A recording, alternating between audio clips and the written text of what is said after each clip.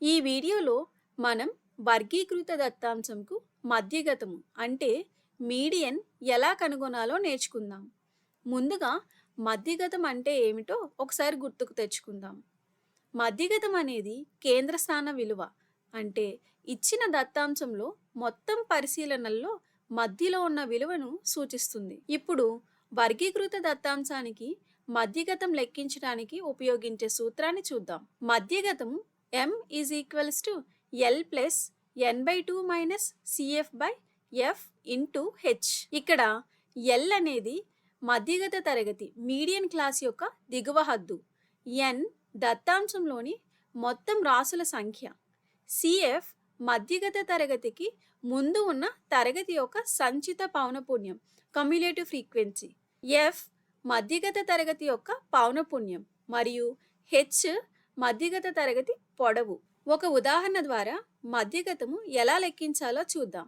ఇక్కడ ఒక తరగతిలో విద్యార్థులు పొందిన మార్కుల శాతాలకు చెందిన దత్తాంశం కింది పట్టికలో ఇవ్వబడింది. ఇక్కడ శాతం పరిధిను తరగతిగాను మరియు ఆ శాతం పరిధిలో ఉన్న విద్యార్థుల సంఖ్యను పౌనపున్యంగాను తీసుకుందాం. అవి ఇలా ఉన్నాయి.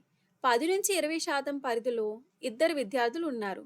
20 నుంచి 30% పరిధిలో 4, 30 నుంచి 40కి 3, 40 నుంచి 50కి 6, 50 నుంచి 60కి 5 మంది విద్యార్థులు ఉన్నారు. ఇక్కడ ఈ దత్తాంశానికి మధ్యగతం అంటే సగం మంది విద్యార్థుల మార్కుల శాతాలు ఆ విలువ కంటే తక్కువగా ఉంటాయి. మిగతా సగం మంది విద్యార్థుల మార్కుల శాతాలు ఆ విలువ కంటే ఎక్కువగా ఉంటాయి. కానీ ఇక్కడ మనకు వ్యక్తిగత శాతాలు ఇవ్వలేదు, కేవలం శాతం పరిధులు మాత్రమే ఉన్నాయి. కాబట్టి ప్రతి విద్యార్థి ఎంత శాతం మార్కులు పొందారనేది తెలియదు. ఉదాహరణకు మొదటి శాతం పరిధి 10 నుండి 20లో ఉన్న 2 విద్యార్థులు 12-13% లేదా 11-17% ఇలా ఏవైనా పొంది ఉండవచ్చు. కాబట్టి మనం ముందుగా తరగతి అంతరము మరియు పౌనపున్యాలతో పాటు వేరొక కాలం యాడ్ చేసుకొని సంచిత పౌనపున్యంను లెక్కించాలి. ఈ సంచిత పౌనపున్యం అనేది ప్రతి తరగతి పౌనపున్యానికి దాని ముందు ఉన్న తరగతి పౌనపున్యాలను కలుపగా వచ్చే మొత్తం.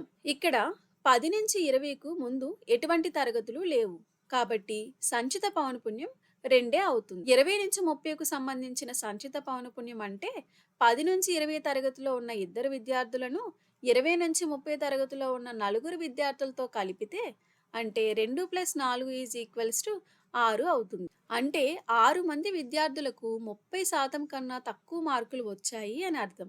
అలాగే మిగిలిన వాటికి సంచిత పౌనపున్యాలు 30 నుంచి 40కు 6 + 3 అంటే 9, 40 నుంచి 50కు 9 + 6 అంటే 15, చివరిగా 50 నుంచి 60కు సంచిత పౌనపున్యం అంటే మొత్తం విద్యార్థుల సంఖ్య మనకి 20 అవుతుంది. ఇక్కడ పౌనపున్యాల మొత్తం లేదా మొత్తం విద్యార్థుల సంఖ్యను nతో సూచిస్తాం. So n = 20. మనకు తెలుసు కదా మధ్యగతం అంటే ఏమిటో. ఇది ఇచ్చిన పరిశీలనల్లో మధ్యన ఉన్న విలువ. అంటే మొత్తం పరిశీలనలు తీసుకుంటే సగం n/2 విలువలు మధ్యగతం కంటే తక్కువగా ఉంటాయి, మిగతా సగం n/2 విలువలు మధ్యగతం కంటే ఎక్కువగా ఉంటాయి.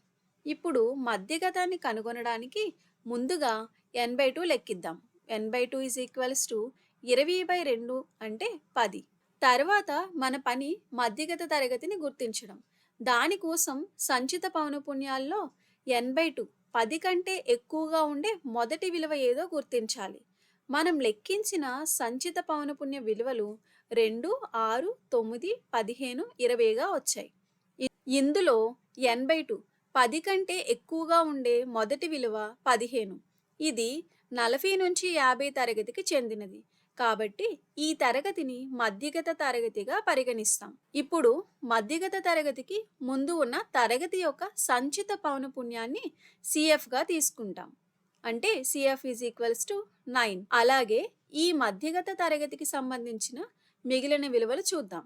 అవి పౌనపున్యం f = 6 మరియు మధ్యగత తరగతి పొడవు h = 50 - 40 అంటే 10, దిగువ హద్దు l = 40. ఇప్పుడు l, n/2, cf, f మరియు hల విలువలను పట్టిక నుండి తీసుకొని మధ్యగతం సూత్రంలో ప్రతిక్షేపించగా మధ్యగతం m is equals to L అంటే 40 ప్లస్ n/2 అంటే 10 మైనస్ CF అంటే 9 బై F అంటే 6 into 10 is equals to 40 plus 10 minus 9 అంటే 1 బై 6 ఇంటూ 10 అంటే 10/6.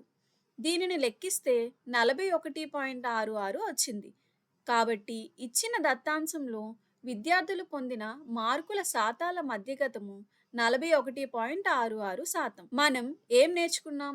మధ్యగతం అనేది ఇచ్చిన దత్తాంశంలో మధ్యలో ఉన్న విలువ. వర్గీకృత దత్తాంశానికి మధ్యగతాన్ని కనుగొనాలంటే ముందుగా సంచిత పౌనఃపున్యం లెక్కించాలి. ఆ తర్వాత మొత్తం పరిశీలనలో సగం n/2 విలువ లెక్కించి దానికి అనుగుణంగా మధ్యగత తరగతిని గుర్తించాలి. తర్వాత మధ్యగత తరగతికి ముందున్న తరగతి యొక్క సంచిత పౌనఃపున్యం CF, అలాగే మధ్యగత తరగతికి సంబంధించిన మిగిలిన విలువలైన దిగువ హద్దు L, పౌనఃపున్యం F మరియు తరగతి పొడవు Hలను సేకరించాలి. చివరిగా ఈ విలువలన్నింటినీ సూత్రంలో ప్రతిక్షేపించి మధ్యగతము కనుగొనవచ్చు.